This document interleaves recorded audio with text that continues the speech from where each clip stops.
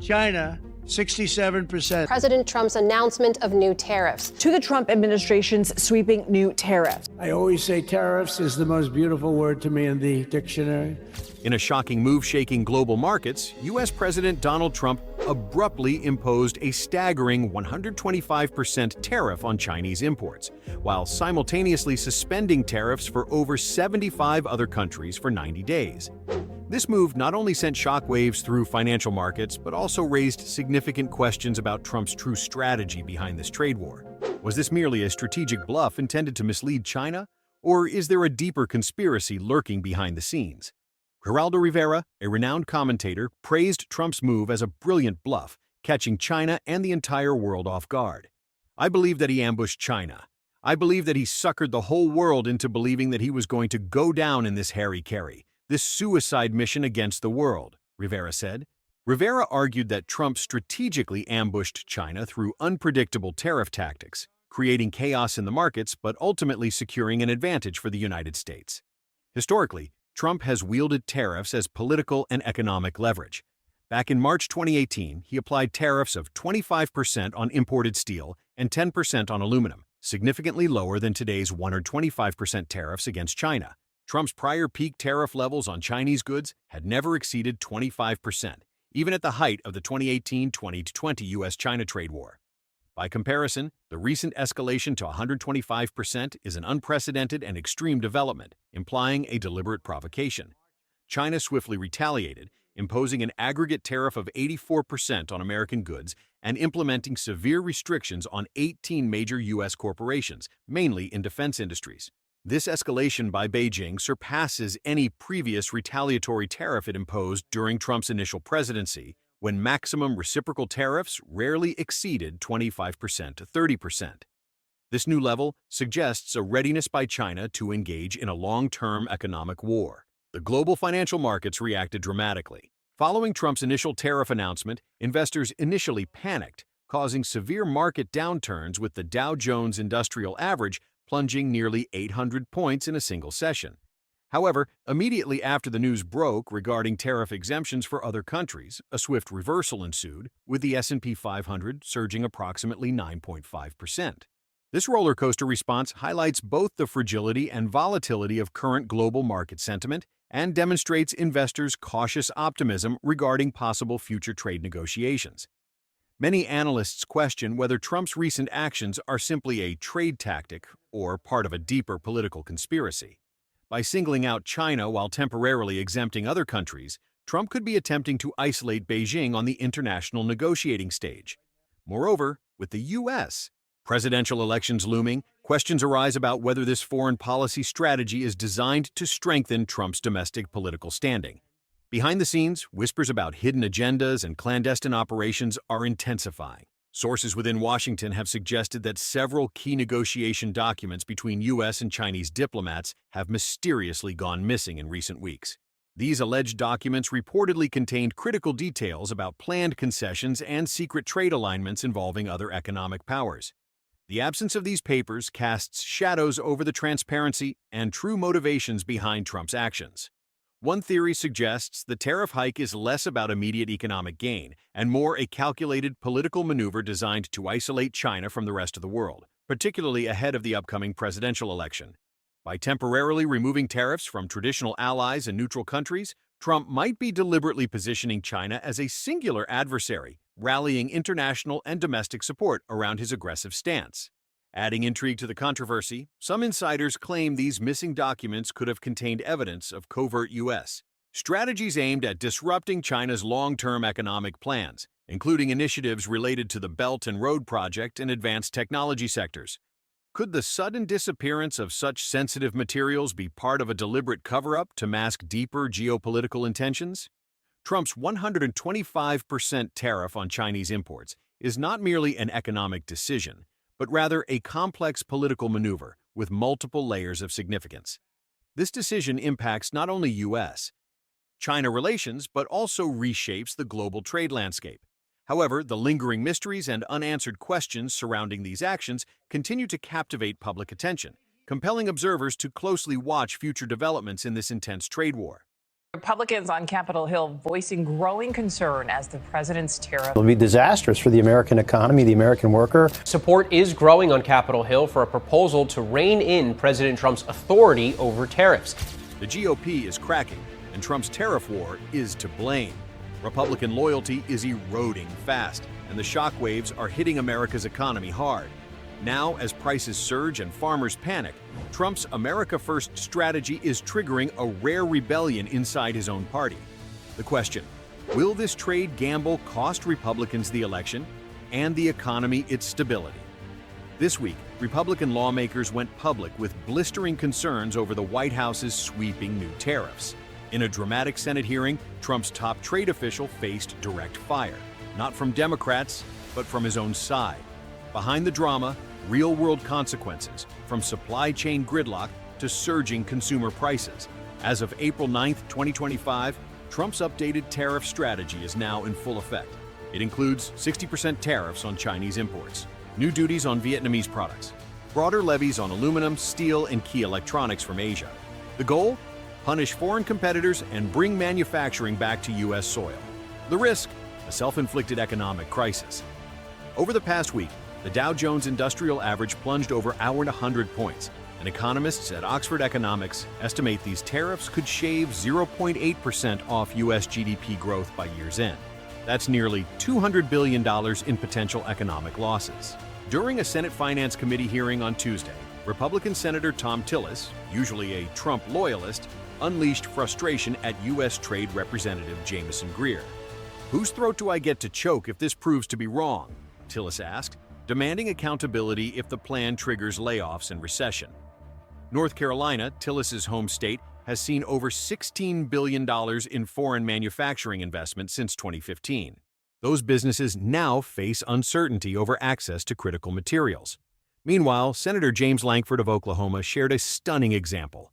A company in his state spent millions of dollars shifting production from China to Vietnam, only for Trump to slap new tariffs on Vietnamese goods, rendering the move useless.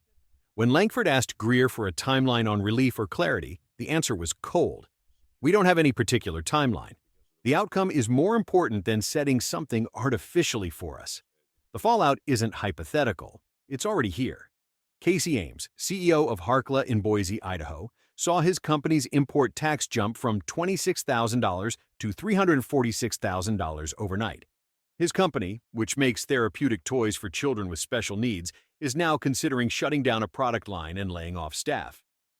"We just can't afford it," Ames told reporters. "This is going to crush small businesses like ours, and the cost is falling directly on consumers."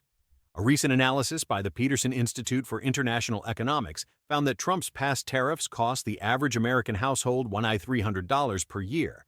That figure is now projected to exceed $2,000 under this expanded policy. So why are Republicans still divided? Some, like Senator Steve Daines of Montana, are cautiously hopeful. He praised ongoing negotiations and said an uptick in the stock market might be a sign these tariffs are a means, not the end. But even Daines warned, "Who pays these high tariffs? It will be the consumer. I'm worried about the inflationary effect." And the fears go deeper. If trade partners like China retaliate with their own tariffs, U.S. exports could suffer. China currently buys nearly $15 billion in American agricultural goods annually, sales that could vanish if a trade war intensifies. Senator Chuck Grassley is already moving to act. He introduced a bipartisan bill to give Congress the power to approve future tariffs.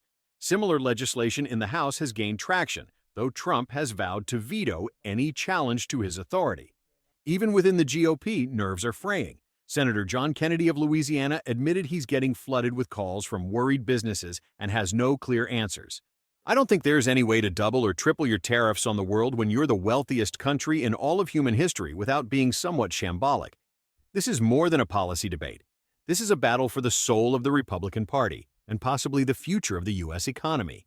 With key Senate races and the 2024 presidential election looming, Republicans now face a brutal choice: stay loyal to Trump's economic nationalism or distance themselves before the fallout turns fatal at the ballot box. Will these tariffs truly protect American workers or plunge us into recession? It was a mistake for China to retaliate. That's why there will be 104% tariffs going into effect on China tonight at midnight, President Trump is taking action. We'll fight to the end. That's China's chilling message after President Donald Trump's 104% tariffs on Chinese goods kicked in. Beijing is furious. Washington is defiant. And now, the world is staring down the barrel of a trade war unlike anything we've seen before. Is this Trump's boldest move yet, or a reckless escalation that could tear the global economy apart? As of Wednesday, April 9, 2025, President Trump's latest reciprocal tariff hike has officially taken effect, slamming Chinese imports with a crushing 104% tax. Hours later, China vowed resolute and effective measures in response. This isn't posturing, it's economic warfare, and neither side looks ready to back down. The seeds of this new confrontation were planted in early February when President Trump returned to the White House and wasted no time reactivating his signature trade policies. A 10% tariff was slapped on Chinese goods. Beijing responded. Then came a 20% increase, followed by another 34% jump in early April. But the tipping point arrived this week. After China stood firm on its promise to impose 34% retaliatory tariffs on U.S. goods by noon Tuesday, President Trump hit back hard. He tacked on an additional 50%, bringing total tariffs on Chinese imports to a staggering 104%. From Trump's perspective, this is about strength, about sending a message to Beijing and to the world that America won't tolerate what he calls economic bullying. But China sees it differently, calling the U.S. move domineering and unacceptable, and warning that any further escalation will be met with fierce resistance. Let's break this down. First, China's immediate response wasn't just fiery rhetoric. It was a strategic warning. Chinese Foreign Ministry spokesperson Lin Jian condemned the U.S. action as arbitrary and extreme pressure, insisting that Beijing would never accept such behavior. The message was clear. If Washington wants a trade war, Beijing is ready to go the distance. Second, while China hasn't announced new retaliatory measures yet, it's laying the groundwork for a long game. A newly released white paper accuses the U.S. of trying to disrupt the global economic order and weaponize supply chains. The tone is defiant, but measured, signaling that China wants to appear firm, but still reasonable. Third, inside China, business leaders are feeling the pressure. One toy seller in Shantou told CNN she feared she might lose her job, saying the only way to cope is to smile with bitterness. Her company is now considering abandoning the U.S. market entirely. But perhaps the biggest signal came not from China's economic ministry, but from President Xi Jinping himself. On the very same day Trump's tariffs took effect, Xi convened a rare Communist Party summit on peripheral diplomacy, pledging to deepen ties with China's neighbors and strengthen regional supply chains. Translation: if the U.S. wants to close the door, China will open others. Supporters of Trump's move argue this is long overdue. They say China has manipulated trade for years, undercutting U.S. industries, stealing intellectual property, and flooding markets with subsidized goods. This, they argue, is finally a president doing something about it. But critics see a dangerous pattern. By slapping massive tariffs without coordination, Trump risks isolating America from allies and disrupting global trade networks. Countries like Japan and South Korea, already hit with 24% and 25% tariffs, are now scrambling for separate deals with Washington. Others, like Vietnam and Malaysia, are warning of collateral damage. Inside the U.S., the economic blowback could be swift. Higher import costs mean higher prices for consumers. American exporters, especially in agriculture and tech, now face mounting uncertainty as Beijing prepares its response. And let's not forget the political theater. In a closed-door meeting Tuesday night, Trump reportedly mocked foreign leaders, claiming they were kissing his A and begging for exemptions. "Please, sir, make a deal. I'll do anything, sir," he quoted them as saying. Whether that bravado wins him praise or backlash remains to be seen. But one thing is certain, this is no longer just about trade. It's about power, prestige, and control over the global economy. The U.S. and China are locked in a new kind of conflict, one fought not with tanks or missiles, but with tariffs, press releases, and geopolitical chess moves. Trump's 104% tariff may be the boldest play yet, but it could also be the one that breaks the system. Is this economic patriotism or a reckless act of self-sabotage? What do you think? Is Trump defending American interests or throwing fuel on the fire? Donald Trump is raising tariffs against China to 125% after China raised retaliatory tariffs on US goods to 84% overnight. And now they have 125% tariffs that will be effective immediately. At precisely 7:42 a.m., President Donald Trump took to Truth Social and unleashed a bombshell. Tariffs on all Chinese goods would skyrocket to 125%, citing Beijing's disrespect for global markets. Simultaneously, over 75 allied nations would receive a 90-day grace period, with tariffs temporarily dropped to 10%. Within minutes, Wall Street lit up like Times Square on New Year's Eve. The Dow Jones surged by a staggering 2,963 points, its single largest daily increase in modern history. NASDAQ leapt 12%. Semiconductor stocks, shipping companies, and U.S. steel producers all spiked. Billions of dollars changed hands, but not everyone was caught off guard. The timing raised immediate suspicions. Who knew beforehand? Who had access to information that wasn't public yet? And how much money was made in the shadows of this announcement? Senator Adam Schiff quickly responded in a fiery press briefing. We're looking at an extraordinary swing in the markets, immediately after a policy change known only to a select few in the administration. If this doesn't scream insider trading, I don't know what does. He's calling for a full congressional investigation, and what they might uncover could expose one of the most sophisticated financial conspiracies ever tied to a sitting president's administration. According to a leak from a financial compliance official at FINRA, Financial Industry Regulatory Authority, a cluster of accounts placed unusually aggressive call options on shipping companies, U.S. steel manufacturers, and agricultural exporters hours before Trump's announcement. One such account reportedly made $14.7 million in 90 minutes. What makes it worse?